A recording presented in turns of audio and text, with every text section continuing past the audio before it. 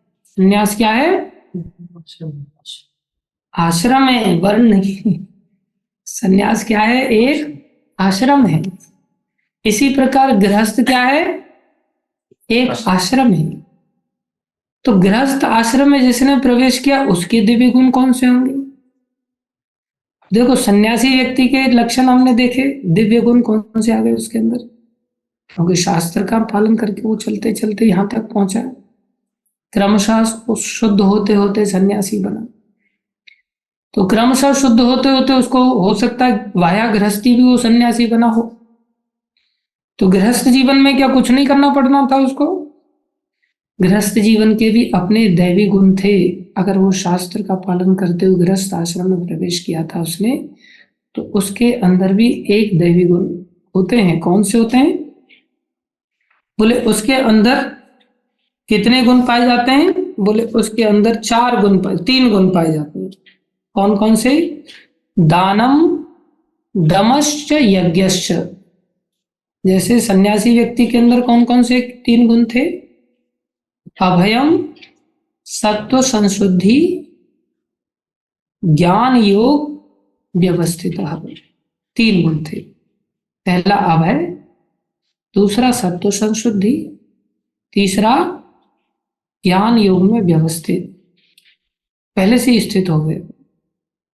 अब जो गृहस्थ आश्रम है, बोले गृहस्थ आश्रम के अभी तीन गुण बता रहे हैं भगवान। कौन से दैवी गुण है गृहस्थी व्यक्ति के लिए? दानम, तमस्य, यज्ञस्य। ये तीन गुण है गृहस्थी व्यक्ति के लिए। जो शास्त्र के अनुसार वाला गृहस्थी बना उसकी बात हो रही है। संसार में अपनी इच्छा अनुसार, हाँ पसंद आ गई कोई लड़की, लड़की को कोई लड़का पसंद आ गया और कोर्ट मैरिज करके और पहुंच गए, अर्थात शास्त्र की कोई मर्यादा का पालन करने की जरूरत नहीं है। या लिव इन रिलेशनशिप के आधार पर रहना चालू करके और फिर बाद में गृहस्थी बन गए। और गृहस्थी बन के बोले हम तो गृहस्थी मतलब आदमी सोचता है शादी कर लिया बस गृहस्थी हो गया, बस बात खत्म। आदमी उतना ही सोचता है कि गृहस्थी व्यक्ति का एक ही लक्षण है, एक ही दिव्य गुण है, वह है शादी करना। नहीं, भगवान बता रहे जो शास्त्र के अनुसार जो गृहस्थी होते हैं उनके तीन प्रधान दिव्य गुण होते हैं। सबसे पहला गुण होता है दानम। ये इतना अनिवार्य गुण है एक गृहस्थी व्यक्ति के लिए कि हम अनुमान नहीं लगा सकते। अगर वो इस दिव्य गुण को वंचित कर देता है, इस दिव्य गुण का अगर वो त्याग कर देता है, तो निश्चित रूप से उसका पतन हो जाएगा। उसको कोई उठा करके ऊपर नहीं ले जा सकता। भगवान ने तो आगे चल के घोषणा किया कि दान तो हर व्यक्ति को रोज ही करना चाहिए। यज्ञ व्यक्ति को रोज ही करना चाहिए, तपस्या व्यक्ति को रोज ही करना चाहिए। जैसे हम लोग मंगल आरती वगैरह कई बार आरतियों में जाते हैं, तो आरती जब भी लेते हैं तो आरती के समय में छोटे से लेकर के बड़े तक हर व्यक्ति को ऐसा प्रयास करना चाहिए कि पॉकेट में 2-4 रुपए ऐसे होने चाहिए कि आरती में किसी भी हालत में कुछ नहीं तो कम से कम जो नहीं चलता है 25 पैसा वो भी चढ़ा दे।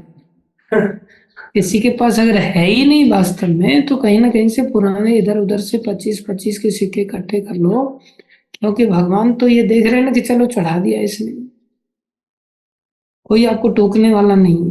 किसी के पास कुछ नहीं है तो कुछ तो चढ़ाना चाहिए, उसको एवरी डे बेस पर चढ़ाना चाहिए, आदत डालनी चाहिए।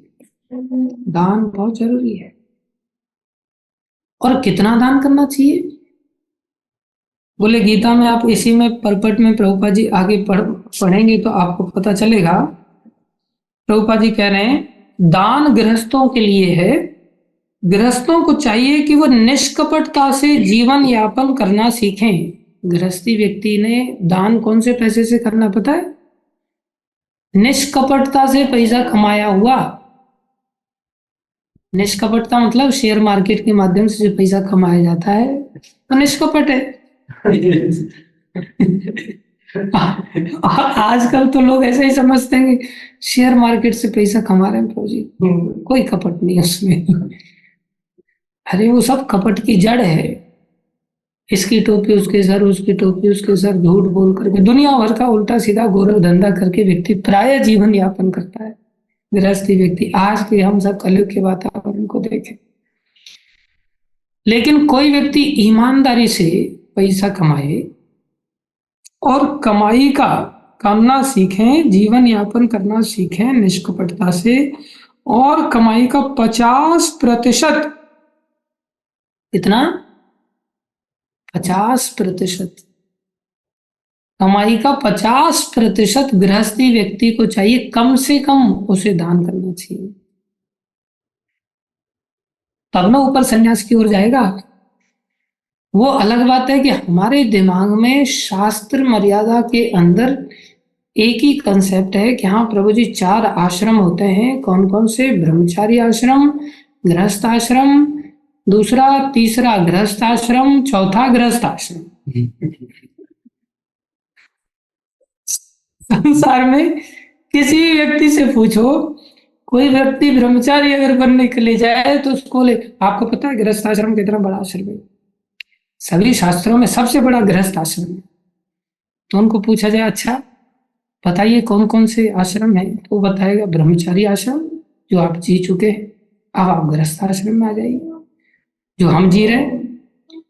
इसके बाद फिर आगे भी कुछ होता, बोले हाँ होता है, उसे कहते गृहस्थ आश्रम। मतलब पहला वाला गृहस्थ जिसमें शादी किया, अब उसके बाद दूसरा वाला मतलब तीसरे नंबर वाला जो गृहस्थ है वो कौन सा, बोले गृहस्थ। अब ग्रस्त हो गए, गृहस्थ में ग्रस्त हो गए, जैसे वो वाला बोलो ग्रस्त आश्रम, खा गया वो पूरी तरह से जीव को बेचारे को। और उसके बाद फिर गृहस्थ आश्रम, फिर आगे 84 लाख योनि में यही तो आश्रम व्यतीत करना है आगे चल करके। उसमें भी फिर उसमें तो शादी की मर्यादा भी हट जाएगी, बिना शादी के ही कई कई कुतियाओं के साथ भ्रमण करने को मिलेगा। बोले वो क्या, बोले वो भी गृहस्थ आश्रम ही है, शाश्वत गृहस्थ आश्रम। पेड़ भी बन जाएंगे तो लताएं लिपट जाएंगी, लताएं क्या है, वो भी स्त्री है पुरुष के लिए, लता पताएं लिपट जाएंगे और पूरा जीवन खड़ा होकर के वो बेचारा सूख करके मर जाएगा। तो 3 आश्रम कौन से हैं ब्रह्मचर्य आश्रम के बाद, बोले ब्रह्मचारी, फिर गृहस्थी, फिर गृहस्थी, फिर गृहस्थी। इस एंगल से देखा जाए तो सबसे बड़ा आश्रम गृहस्थ आश्रम है, क्योंकि इसके बाद कुछ है ही नहीं ना, टॉप मोस्ट यही है संसारी दृष्टि से। तो शास्त्र का मर्यादा किसको पता है? इन 4 आश्रमों में जीने वालों में भी किसी को नहीं पता है। शास्त्र बता रहा है कि भाई 4 आश्रम होते हैं जिसमें टॉप मोस्ट है संन्यास आश्रम। गृहस्थ मंजिल नहीं है, गृहस्थ एक सीढ़ी है, आगे बढ़ने की सीढ़ी है। सम्यक व्यवस्थितो ही सह, सम्यक रूप से व्यवस्थित कौन होगा, बोले ज्ञान योगो व्यवस्थित। कब बन पाएगा? सत्व संशुद्धि, सम्यक रूप से शुद्धि आएगी तब एक सन्यासी ऐसा बन पाएगा। तब क्या होगा? अभयम, उसको न मौत का भय सताएगा, न बीमारी का भय सताएगा, न बुढ़ापे का भय सताएगा, न उसे जन्म आदि का भय सताएगा। उसको जन्म मृत्यु जरा व्याधि का कोई भय नहीं सताएगा, हर स्थिति में भयंकर। इसलिए मंजिल सन्यास के बाद भगवान की भक्ति है, सन्यास में ही व्यक्ति भक्ति कर पाता है सच्ची बात। तो गृहस्थी का लक्षण क्या है? बोले गृहस्थी का प्रधान लक्षण है दानम, उसको दान देना चाहिए। अच्छा एक मन में विचार करो, आदमी क्या सोचता है ना, दान देना मतलब बहुत खतरनाक काम है, वो भी 50%। अरे 50 नहीं कर सकते तो उसमें से 0 हटा दो, 5% तो कर लो। क्या आप 95% में हम अपना जीवन नहीं जी सकते? मान लो कोई व्यक्ति अगर लाख रुपया कमा रहा है तो 95,000 में वो जीना मुश्किल हो जाएगा उसके लिए, 5,000 नहीं निकाल सकता। अगर शास्त्र मर्यादा के अनुसार गृहस्थ जीवन में उसने जीवन को स्वीकार किया तो बड़ी आसानी से निकाल सकता है, लेकिन जिसने शास्त्र को एबीसीडी के रूप में जानता ही नहीं, उसके लिए तो लाख रुपया हमेशा ही कम पड़ेगा। 17 ड्रेस रखे रहेंगे, मेरा मामा 17 ड्रेस रखी हुई उसने, जबकि हफ्ते में होते 7 ही दिन है, लेकिन उसने 17 ड्रेस रखे हुए थे, पूरी अलमारियां भरी रहती थी। और फिर भी हैंकरिंग बनी रहती थी, यार ड्रेस नहीं खरीद पाए इसमें, ड्रेस नहीं खरीद। अरे यार 16 ड्रेस में काम नहीं चलेगा क्या? एक ड्रेस का पैसा हम दान नहीं कर सकते? 5% में नहीं वो आ जाएगी? इतना तो हम त्याग कर ही सकते हैं ना। एक साड़ी इस बार नहीं खरीदेंगे, क्या फर्क पड़ने वाला है। या इस दीपावली पर गहने नहीं खरीदेंगे, जबकि गहने कौन से रोज पहन करके हम घूमते रहते हैं। गहने अंदर पड़े ही तो रहते हैं, सड़ते ही तो रहते हैं। लेकिन हर दीपावली पर कुछ ना कुछ गहने खरीदने के लिए आदमी पैसा इकट्ठा करता रहता है, फिर गहने उधार लेकर इकट्ठा करके बॉक्स में रख देता है और मर के चला जाता है, वो बॉक्स में ही पड़े रह जाते हैं। क्या फायदा किया उसने। 50 नहीं कर सकता तो 5 से शुरुआत तो कर सकता है। 5 से भी कोई नहीं शुरुआत कर सकता, कम से कम 0.5 से शुरुआत कर ले। कितना, 0.5% जीवन की शुरुआत तो करे, दान तो दे। अगर नहीं देता है तो क्या नुकसान होगा उसका।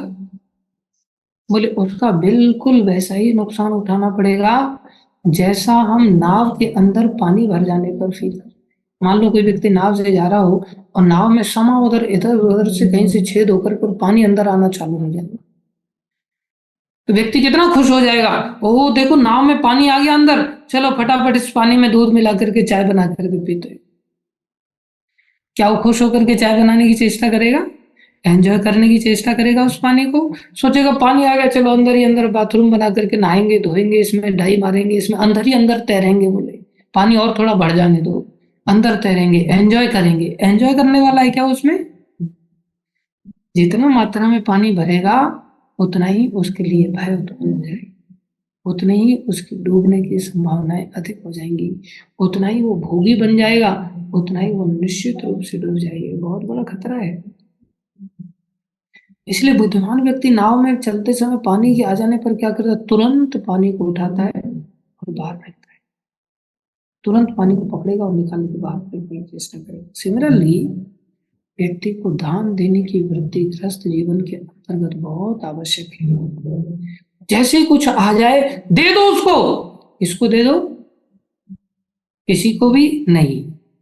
उसको वैष्णवों को देना चाहिए। देश काल पात्र 3 चीजें देख करके वैष्णवों को अगर देता है तो उसको अनंत गुना फायदा प्राप्त होता है, अनंत गुना फायदा प्राप्त। इसलिए सन्यासी व्यक्ति को देना चाहिए, साधु लोगों को देना चाहिए, धाम में इन्वेस्ट करना चाहिए, भगवान के मंदिर आदि में इन्वेस्ट करना चाहिए।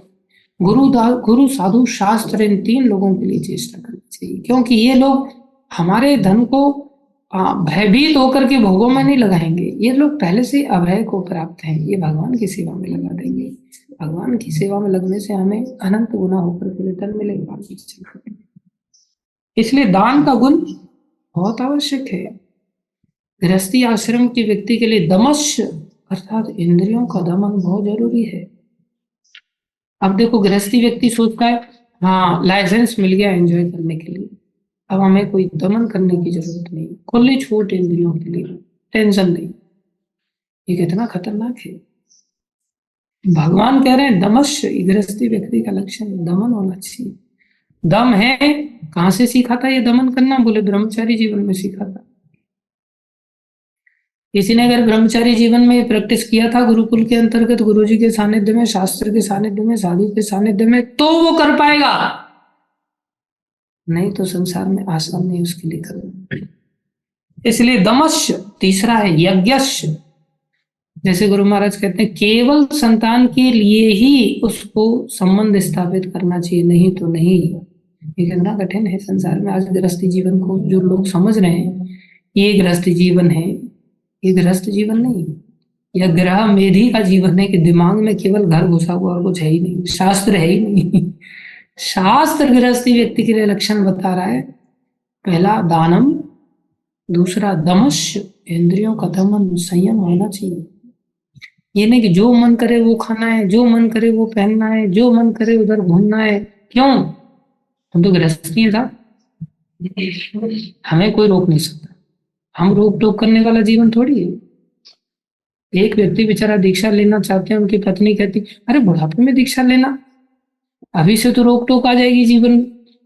देखो दूसरा व्यक्ति उसने भी नियम कानूनों के चलते दीक्षा नहीं ली, पता है आपको, क्योंकि नियम कानून आ जाएंगे दीक्षा लेने पर तो कंपलसरी हो जाएगा।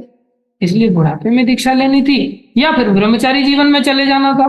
गृहस्थ जीवन में आकर के आप दीक्षा क्यों ले रहे, फिर तो नियम कानून पालन करने पड़ेंगे। बोले नहीं, गृहस्थ जीवन में गए इमीडिएटली बोले तो ये तो ब्रह्मचारी जीवन के लिए भी इतने नियम नहीं है जो तमस का यहाँ पर भगवान ने एक गृहस्थी व्यक्ति के लिए दिव्य गुण के रूप में यहाँ प्रस्तुत किया कि गृहस्थ जीवन के अंदर दमश अर्थात नियम हर हालत में होना चाहिए।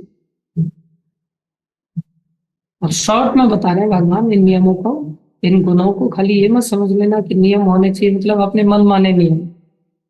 मैंने ये नियम बनाया आपसे कि मैं किसी भी हालत में 7 बजे ही उठूंगा, नियम बनाया, मेरा नियम। किसका नियम? बोले मेरा नियम। नहीं, वो दमश से नहीं कहलाएगा। बोले मैं नियम का पक्का हूं, 4 बजे कभी नहीं उठ सकता, 7 बजे उठूंगा, उसे नियम नहीं कहेंगे। शास्त्र कौन से नियम हमें दे रहा है, उन नियमों का पालन करना, बोले वो दमश कहलाता है। यज्ञ, तीसरा यज्ञ, यज्ञ में अग्निहोत्र वगैरह तरह तरह के यज्ञ आते हैं, लेकिन हम कलियुग के जीवन के लिए सर्वश्रेष्ठ यज्ञ संकीर्तन यज्ञ है। हम सब अपने आप को जितना समय अधिक से अधिक लगा सके बोले संकीर्तन यज्ञ। हर गृहस्थी का कर्तव्य है कि परिवार के अंदर किसी भी हालत में 2-4 minute, 10 minute, 15 minute every day base पर मॉर्निंग, इवनिंग, आफ्टरनून कम से कम उसको कीर्तन करना ही चाहिए। भक्तिविनोद ठाकुर इतने बच्चों का पालन करते हुए नित्य रूप से यज्ञ करते रहते थे, नित्य रूप से यज्ञ करते। दुकान से आते थे प्रभुपाद जी के पिताजी, एवरीडे घंटियां बजती थी।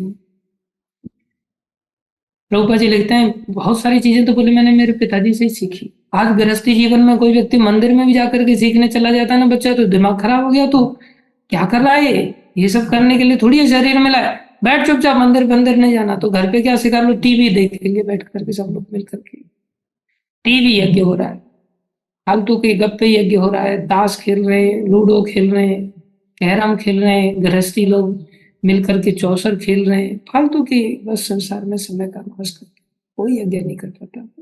क्या उसे गृहस्थ आश्रम कहेंगे? इसलिए कोई व्यक्ति कहे ना कि आप गृहस्थी क्यों नहीं बन रहे, उनको दिखाओ ये 3 गुण आपके अंदर हैं क्या, आप ये 3 दिव्य गुणों को धारण कर रहे हैं क्या। सन्यासी को भी देखना है तो इन 3 चीजों से देखो, गृहस्थी को देखना है तो इन 3 चीजों से देखो। उसके पश्चात ब्रह्मचारी का लक्षण बना, ब्रह्मचारी का एक ही लक्षण है, बोले स्वाध्याय। ब्रह्मचर्य आश्रम का एकमात्र लक्षण है, जो ब्रह्मचारी या ब्रह्मचारिणी रहना चाहते हैं उनका एक ही लक्षण है, स्वाध्याय। देख लो कितने लोग क्लीन बोल्ड नजर आएंगे आपके इस लक्षण को सुनते ब्रह्मचारी लोग, वो कितना स्वाध्याय करते हैं, निश्चित रूप से स्वाध्याय में लगे रहते हैं। यूट्यूब के अंदर अलग अलग प्रकार की फालतू की चीजों का स्वाध्याय करते रहते हैं। स्वाध्याय कम, स्वादाय ज्यादा होता है, तरह तरह के स्वाद लेते रहते। आज इस घर में जाकर के ये प्रसाद मिलने वाला, आज उस घर में जाकर के वो प्रसाद मिलने वाला है। भगवान कह रहे हैं स्वाध्याय करो, और ये हमारे और किसी और कोई ऐसा नहीं सोच रहा कि मैं किसी को टोंट मारने की चेष्टा कर रहा हूँ। ये हम सबके पिता हैं भगवान, जो चारों आश्रमों के पिता हैं, चारों वर्णों के पिता हैं। पिताजी कह रहे हैं कि तुम आज्ञाकारी बन जाओ भाई। अब कितने आज्ञाकारी होकर के हम कौन सी आज्ञा का पालन कर रहे हैं हम देख सकते हैं। क्या कह रहे हैं भगवान? स्वाध्याय, और हमारे पास स्वाध्याय के लिए टाइम नहीं। गृहस्थी व्यक्ति के पास यज्ञ करने के लिए, नियमों का पालन करने के लिए और दान करने के लिए बिल्कुल टाइम नहीं, और कहेगा अपने आप को गृहस्थी। और ब्रह्मचारी के लिए एक ही विशेष गुण है, बोले स्वाध्याय। और जो वानप्रस्थी हैं, जिनका 50 साल पूरा हो गया गृहस्थ जीवन में जीते जीते, बोले उनके लिए क्या है, बोले उनके लिए रजाई तान करके पूरी तरह से बिस्तर लगा के एसी लगा करके सोना। बोले ना, तपा एकमात्र लक्षण है उनके लिए, तपस्या। अगर वो 100 साल जीता है तो 50 साल के बाद उसको तपस्या के लिए निकल जाना चाहिए घर छोड़ करके। और 100 साल नहीं जीता, 80 साल जीता है तो 80 का आधा 40 साल में निकल जाना चाहिए। 40 साल की अवस्था में क्या करने चले जाना चाहिए? तपस्या। और हमारी तपस्या उसी समय, बोले बहुत कर ली तपस्या, जैसे ही 40 तक पहुंच जाते बोले हो गई तपस्या, अब मंगल आरती करेंगे। बोले मंगल आरती ये नए बच्चों का काम है, हमारा थोड़ी बूढ़े हो गए। बोले अब तो कमर दर्द करती है साहब, सुबह जल्दी उठ जाते तो सांस उखड़ाती, क्या करते हैं, तपस्या हो गई। ऐसी स्थिति हम सबकी। भगवान के अनुसार वानप्रस्थ को तपस्या करने की जरूरत। बोले तपस्या से तुम्हारे जीवन में, जो गृहस्थ जीवन में तुमने जो भोग भोगे ना, जो यादें जाने का नाम नहीं ले रही है ना, जो संस्कार अंदर रजोगुण के अंदर घुस करके बैठ गए, तमोगुण के अंदर घुस करके बैठ गए, उन संस्कारों को अगर आपको जलाना है तो आग लगानी पड़ेगी। कैसी आग लगानी पड़ेगी? बोले तपस्या करनी पड़ेगी। हमारे सेंटर में कुछ बेचारे आफ्टर 50 वाले भक्त लोग आते हैं मंगल आरती वगैरह में, तो मैं उनको थोड़ा पकड़ पकड़ के नचाता हूँ, तो भक्त लोग कहते हैं प्रभु इनको तो छोड़ दिया करो, कम से कम ये बेचारे सीनियर सिटीजन की कैटेगरी में आते हैं। अरे सीनियर सिटीजन की कैटेगरी में आते हैं, ब्रह्मचारी बन के सीनियर सिटीजन बनते तो इनको मैं क्यों नचा लूं? मेरे को कोई उनसे दुश्मनी थोड़ी है, बिल्कुल नहीं नचाता। लेकिन संसार में घर गृहस्थी में जीवन यापन किया है, भोगों को भोगा है, वो सब यादें आएंगी, नाती पोते याद आएंगे, पत्नी याद आएगी, ससुराल याद आएगी, उस सबको कैसे भुलाएंगे? आग लगा दो भयानक वाली, इतना नचाओ कि पैर ही याद आए बस, भाई पैरों में दर्द हो रहा है और कुछ याद ही ना है। तब जाकर के संस्कार नष्ट होते हैं। इतना सहज नहीं है। आदमी बूढ़ा शरीर से हो गया है, क्या मन से बूढ़ा हो गया? मन में तो विषय विकार उसको भरे पड़े हैं। विषयों की लालसा जाती नहीं जब तक तपस्या करके उन संस्कारों को मिटा करके दिव्य संस्कार अपने जीवन में नहीं डालेगा। इसलिए वानप्रस्थी व्यक्ति के लिए एकमात्र आवश्यकता है वो है तपस्या। जितना हो जाए उतना उसको तपस्या में लगना चाहिए। क्यों? भोगों को तो भोग के देख ही लिया उसने, देख लिया इस संसार में भोगों में तो कुछ था नहीं, चबाई हुए को चबा नहीं जा सकता, छिलके को फिर से चूसने की चेष्टा मात्र करने की प्रयास था, तो वो दुखी होकर के फिर वो चाहता है अगर शास्त्र के अनुसार वाला वानप्रस्थी बनेगा तो वो सोचेगा कि घर वालों ने निकाल दिया, चलो मंदिर में जाकर के अब वानप्रस्थी हूँ, साहब में तो प्रसाद दे दो मेरे को। ऐसे व्यक्ति को भक्त लोग भी नहीं पूछते तो फिर इधर उधर बुराई करेगा। भक्त लोग कैसे, यहाँ पर ये लोग मेरे को पूछते ही नहीं, देखो मैं घर छोड़ के नहीं आया, घर से निकाल दिया गया आपको, और अब आप यहाँ पर क्लेम करोगे ये लोग मेरे को पूछते नहीं। तुम्हें घर पे कौन पूछता था? संसार में कोई कहीं नहीं पूछता है। इसलिए सच्चा वानप्रस्थी उसको कहेंगे जो तपस्या का जीवन में स्वीकार करता है। इस प्रकार से 3 गुण सन्यासी के लिए, 3 गुण गृहस्थी के लिए, 1 गुण ब्रह्मचारी के लिए, 1 गुण वानप्रस्थी के लिए। ये हो गए आश्रमों के गुण। इसके बाद 4 वर्णों के गुण है, जिसमें ब्राह्मण के लिए 12 गुणों का वर्णन किया गया है आर्जवम से अचापलम तक। दूसरा श्लोक पूरा ब्राह्मणों के गुण के लिए। Thank you very much. समय थोड़ा ज्यादा हो गया है, क्षमा चाहते हैं।